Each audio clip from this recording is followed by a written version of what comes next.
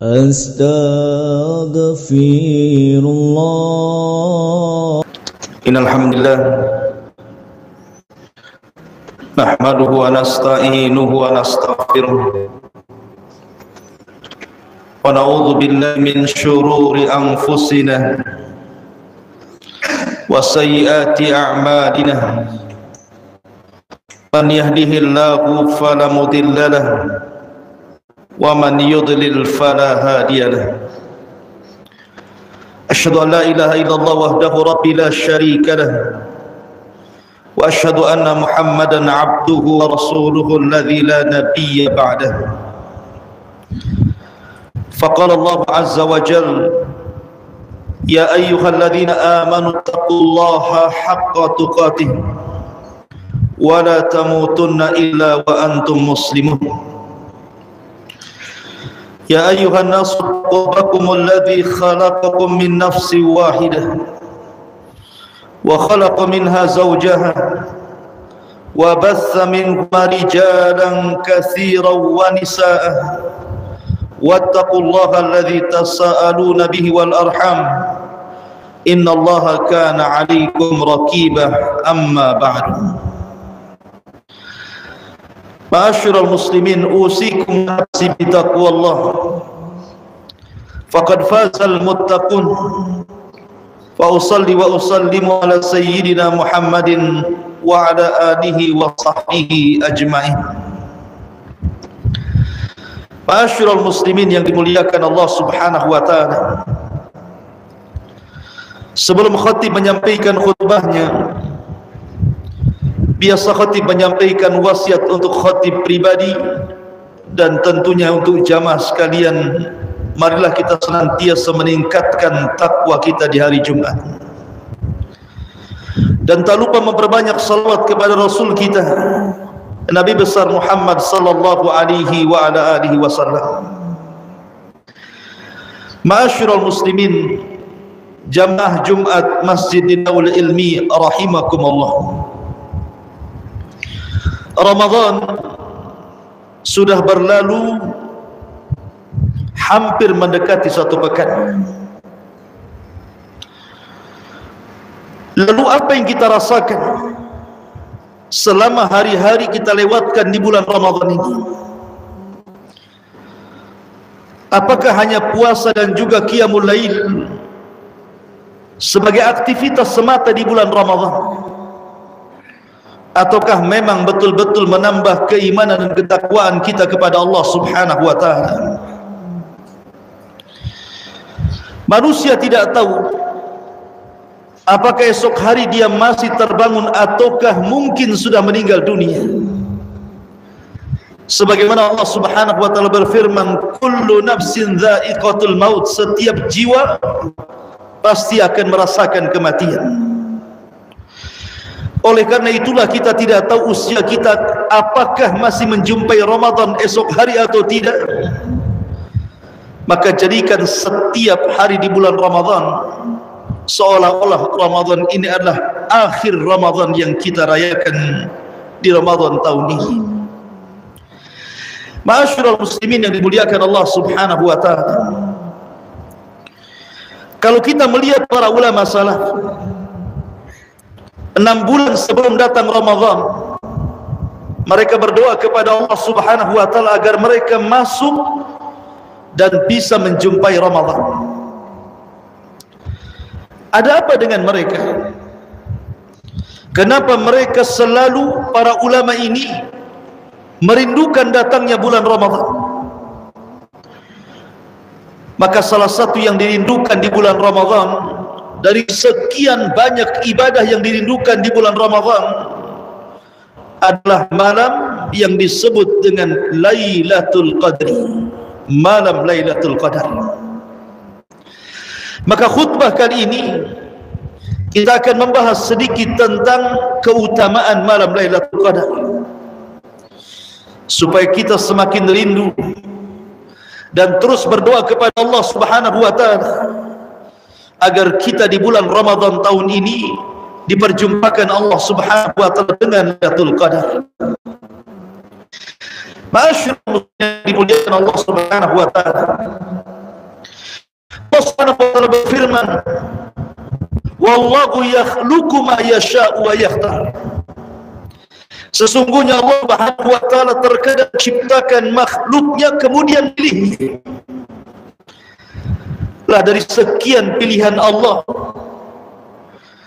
dari seluruh malam-malam dalam satu tahun itu, Allah Subhanahu wa taala pilihkan satu malam, dan malam ini malam penentu nasib setiap manusia setahun yang akan datang. Itulah Lailatul Qadar. Malam Lailatul Qadar ada 7 keutamaan yang disebutkan para ulama tentang keutamaan malam Lailatul Qadar. Pertama, malam itu menghapuskan seluruh dosa-dosa kita. Nabi SAW bersabda dalam hadis yang dikeluarkan oleh Imam Al-Bukhari, "Man qama lailatul qadrin imanan wa ihtisaban, ghufira lahu ma taqaddama min dhanbi." Barang siapa yang tegak mendirikan dan menghidupkan malam Lailatul Qadar, dia yakin dengan perintah Allah dan mengharap pahalanya, maka Allah akan ampuni dosa-dosanya. Maka siapapun yang mendapatkan malam Lailatul Qadar, maka Allah Subhanahu wa taala akan jamin dosa-dosa kita akan diampuni, walaupun kita tidak mengatakan Allahumma ghfirli, ya Allah ampuni aku. Karena siapa yang menghidupkan malam itu dengan qiyamul lail, dengan qiraatul Quran, dengan zikir dan sedekah, walaupun dia tidak mengucapkan Allahumma ghfirli, ya Allah ampuni dosaku, maka malam itu dia akan dihapuskan, diampuni dosa-dosanya. Yang kedua, malam Lailatul Qadar itu adalah malam di mana Allah Subhanahu wa taala menurunkan seluruh Al-Qur'an. 30 juz Allah Subhanahu wa taala turunkan di malam itu. Dan itu disyaratkan dalam Al-Qur'anul Karim.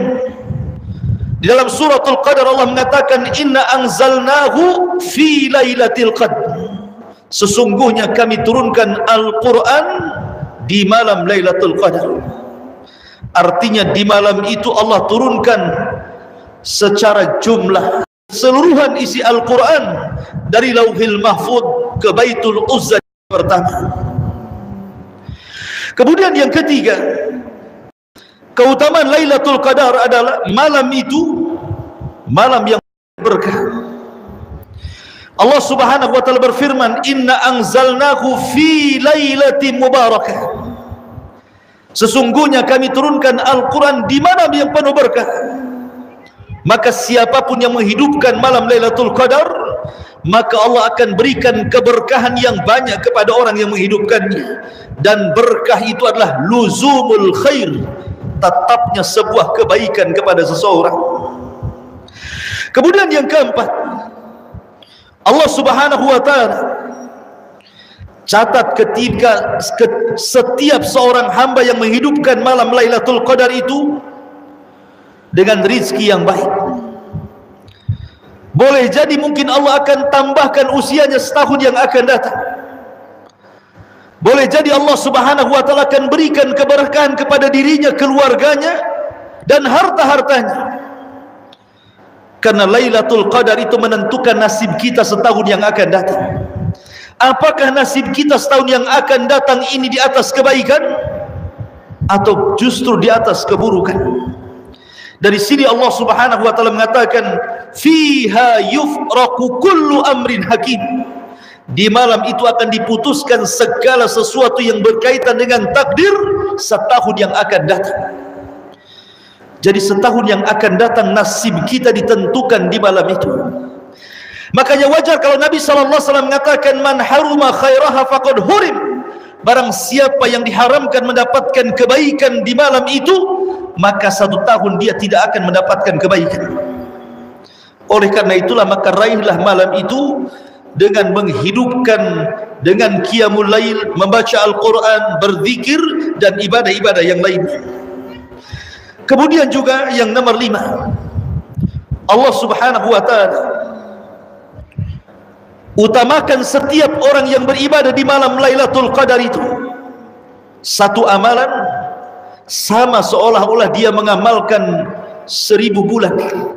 Contoh, seandainya seseorang membaca satu surat dalam Al-Quran, surah Al-Fatihah, di malam Lailatul Qadar, maka seolah-olah dia membaca surah Al-Fatihah setiap hari selama 84 tahun.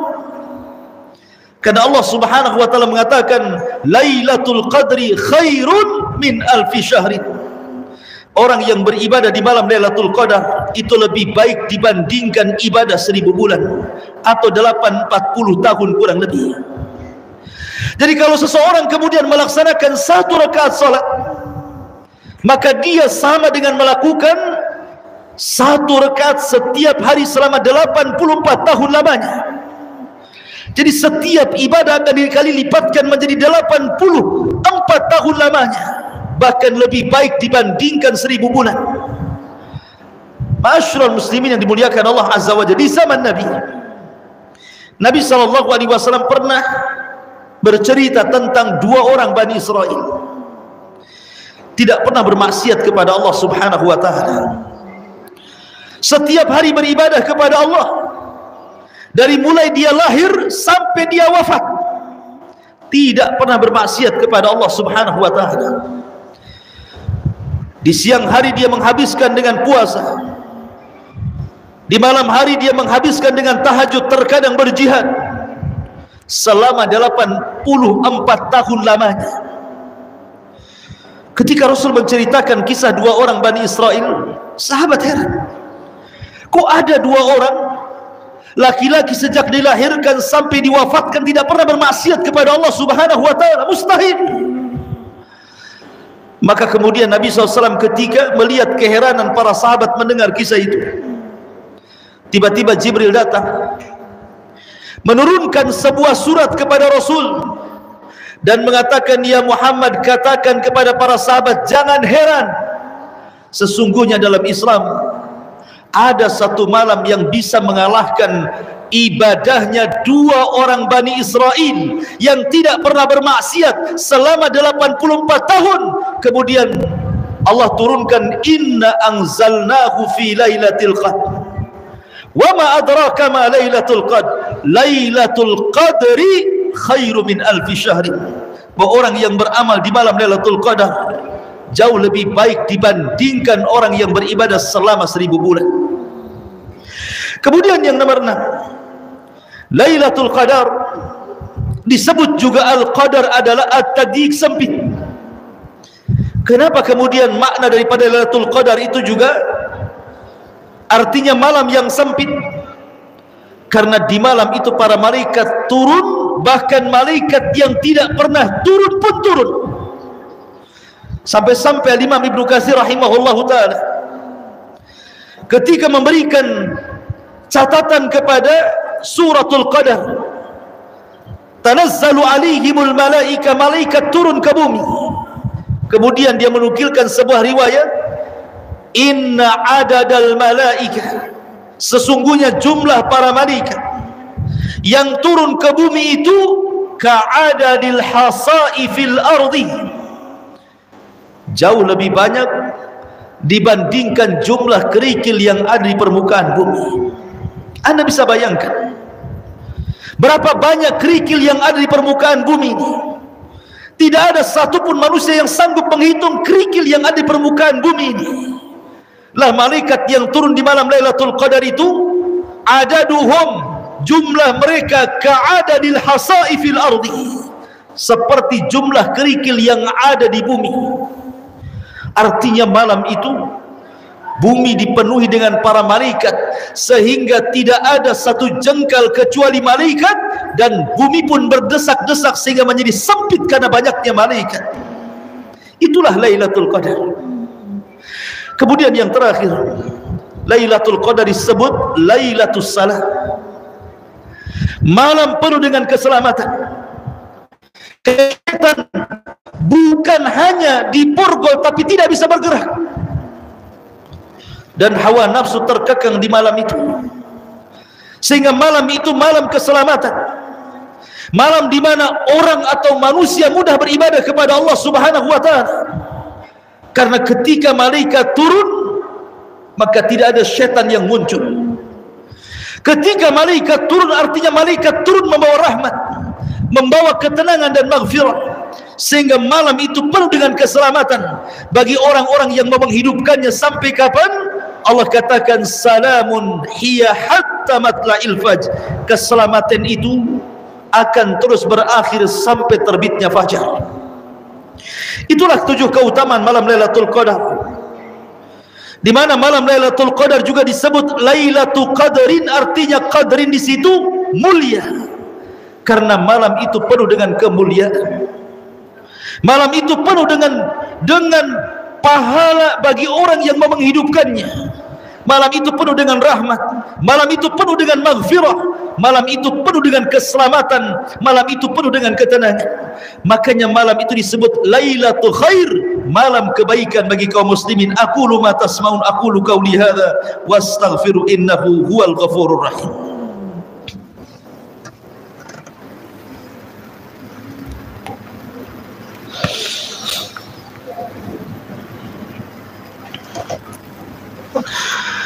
Alhamdulillah wassalatu wassalamu ala Rasulillah wa ala alihi wa sahbihi wa mawalah wa la hawla wa la quwata illa billahi wa ba'd. Aisyah radhiyallahu anha menceritakan Nabi sallallahu alaihi wasallam apabila sampai di 10 akhir Ramadan, kata Ummul Mukminin, idza dakhala al-ashr, apabila Rasul masuk di 10 akhir Ramadan, syadda mi'zarahu, maka beliau kencangkan sarungnya. Arti kencangkan sarungnya di sini artinya Rasul semakin sungguh-sungguh dalam beribadah. Kalau di hari-hari sebelum 10 akhir Ramadan, terkadang Nabi SAW menyelingi solat malam dan tidur. Tetapi kalau sudah sampai 10 akhir Ramadan, maka Rasul tidak pernah tidur. Rasul habiskan malam itu hanya beribadah kepada Allah Subhanahu wa taala. Syadda mi'zarahu. Kemudian juga wa aiqadha ahlah. Bukan hanya sekedar beliau istihad kepada dirinya untuk beribadah, tetapi beliau bangunkan keluarganya.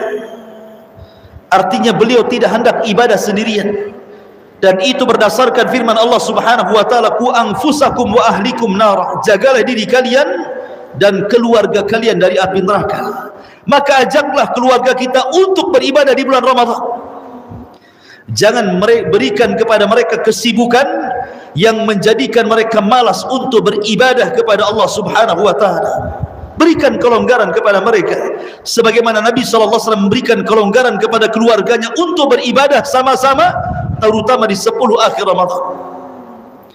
Dan kebiasaan Nabi SAW di 10 akhir Ramadan untuk mendapatkan Lailatul Qadar adalah beriktikaf. Dan iktikaf itu adalah sunnah muakkad. Sejak disyariatkan puasa Ramadan pada tahun kedua Hijriah sampai wafatnya Nabi SAW di tahun ke-11 Hijriah, Rasul tidak pernah meninggalkan iktikaf. Anda bisa bayangkan dalam sebuah hadis, man shalla fi jama'atin thumma qa'ada fi musallah la tazalul malaikatu taqul Allahumma ighfir lahu Allahumma arhamhu. Kata Nabi SAW, barang siapa yang solat jamaah kemudian dia tidak keluar dari masjid, dia duduk di situ, maka malaikat akan terus mendoakan orang tersebut dan mengatakan, ya Allah ampuni dosanya, ya Allah rahmati dia. Dan malaikat akan terus bicara seperti itu hatta yuhdits aw yansarif, sampai dia hadas, artinya sampai batal wudunya atau dia keluar dari masjid. Coba Anda bisa bayangkan, ini di luar i'tikaf. Seperti sekarang Anda sholat Jumat, sholat berjamaah di sholat Jumat, kemudian Anda duduk di masjid ini, tidak mesti membaca Quran. Mungkin Anda ngobrol dengan kawan Anda, selama anda tidak batal wudu atau selama anda tidak keluar dari masjid, maka malaikat akan mengatakan, ya Allah ampuni orang ini, ya Allah rahmati orang ini. Itu bagi orang yang sholat jamaah dan tidak keluar dari masjid. Bagaimana dengan orang yang beriktikaf, yang memang tidak keluar sama sekali dari masjid, yang iktikafnya seperti Nabi SAW, dia masuk di 10 akhir Ramadan dan keluar di waktu Idul Fitri. Tentu keluar dari i'tikaf, dosanya sudah diampuni oleh Allah, dan dia akan mendapatkan rahmat dari Allah Subhanahu wa taala, karena malaikat akan terus berbicara dan mendoakan orang tersebut, ya Allah ampuni orang ini, ya Allah rahmati orang ini.